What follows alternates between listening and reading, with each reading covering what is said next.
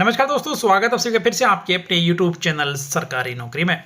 आज इस वीडियो में आपको राजस्थान पुलिस भर्ती से जुड़ी हुई महत्वपूर्ण जानकारी जो कि रहेगी भर्ती के लिए पात्रता क्या है, योग्यता क्या है, शैक्षणिक योग्यता क्या है, आयु कितनी मांगी गई है, फिजिकल स्टैंडर्ड क्या रहेगा, इसकी पूरी जानकारी आपको इस वीडियो में दी जाएगी। तो आप बने रहें इस वीडियो के लास्ट तक। वीडियो में आगे बढ़ने से पहले आपसे हमारी एक रिक्वेस्ट है कि यदि आप सरकारी नौकरी की तलाश में हैं तो आप हमारे चैनल को सब्सक्राइब कर सकते हैं, बेल आइकन भी प्रेस कर सकते हैं, क्योंकि हमारे चैनल पर रोजगार से जुड़ी हुई हर एक अपडेट आपको सबसे पहले उपलब्ध कराई जाती है। तो आइए शुरू कर लेते हैं ये वीडियो। जैसे कि आपको बताया गया कि इस वीडियो में हम राजस्थान पुलिस कांस्टेबल भर्ती 2025 से जुड़ी हुई महत्वपूर्ण जानकारी आपको देने वाले हैं। तो सबसे पहले यहाँ पर भर्ती के लिए पात्रता क्या रहेगी उसके बारे में बात कर लेते हैं। तो जो भी कैंडिडेट्स है वो भारत का नागरिक, नेपाल या भूटान का नागरिक होना चाहिए, वो इसके लिए अप्लाई कर सकते हैं। अभ्यर्थी को देवनागरी लिपि में हिंदी लेखन का व्यवहारिक ज्ञान और राजस्थान की संस्कृति का ज्ञान भी होना आवश्यक है। अब बात करते हैं महत्वपूर्ण अपडेट की। न्यूनतम शैक्षणिक योग्यता यहाँ पर क्या रखी गई है। तो किसी भी मान्यता प्राप्त स्कूल या शिक्षा बोर्ड से सीनियर सेकेंडरी या 12वीं कक्षा या उसके समकक्ष परीक्षा उत्तीर्ण कैंडिडेट इसके लिए आवेदन कर सकते हैं। तो यदि आप 12th पास हैं तो पुलिस कांस्टेबल के लिए अप्लाई कर सकते हैं।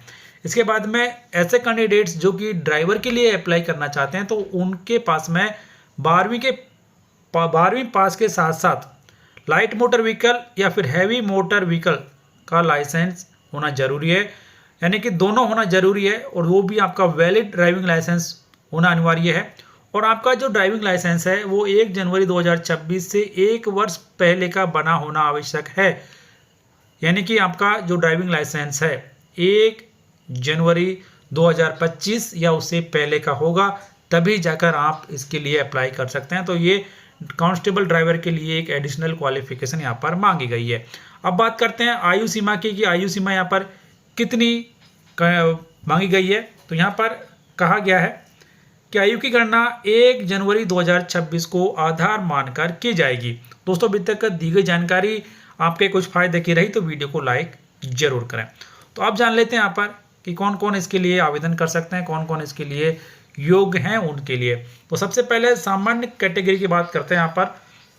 तो यहाँ पर कहा गया है कि ऐसे कैंडिडेट्स जो कि 1 जनवरी 2008 और उससे पहले जिनका जन्म हुआ है वो इसके लिए अप्लाई कर सकते हैं, लेकिन जिनका जन्म 2 जनवरी 2002 से पहले का हुआ है वो इसके लिए अप्लाई नहीं कर सकते हैं।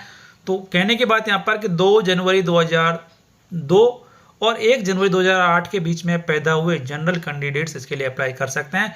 वहीं पर महिला कैंडिडेट्स जिनका कि जन्म 2 जनवरी 1997 से लेकर 1 जनवरी 2008 के बीच में हुआ है वो इसके लिए महिला कैंडिडेट्स अप्लाई कर सकते हैं।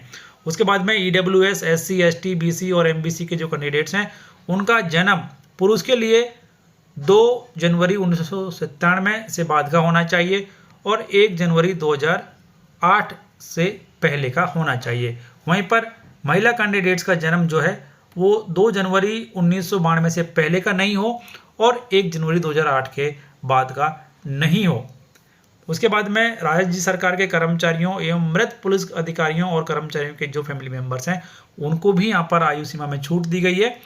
तो पुरुष कैंडिडेट्स के लिए ऐसे मामलों में जन्म 2 जनवरी 1999 से पहले का नहीं हो और 1 जनवरी 2008 के बाद का नहीं हो, यदि इसके बीच में है तो अप्लाई कर सकते हैं।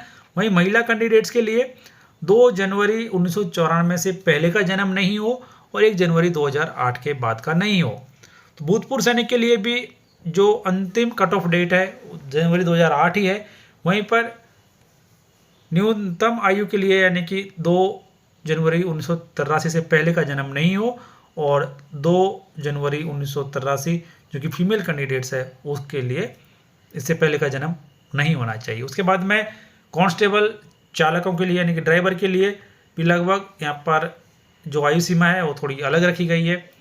इनका जन्म जो है वहाँ पे यहाँ पर देख सकते हैं कि जिनका जन्म जनरल कैटेगरी में महिला कैंडिडेट्स के लिए 2 जनवरी 1994 से पहले का नहीं होना चाहिए और मेल कैंडिडेट्स के लिए 1 जनवरी 2008 के बाद का नहीं होना चाहिए।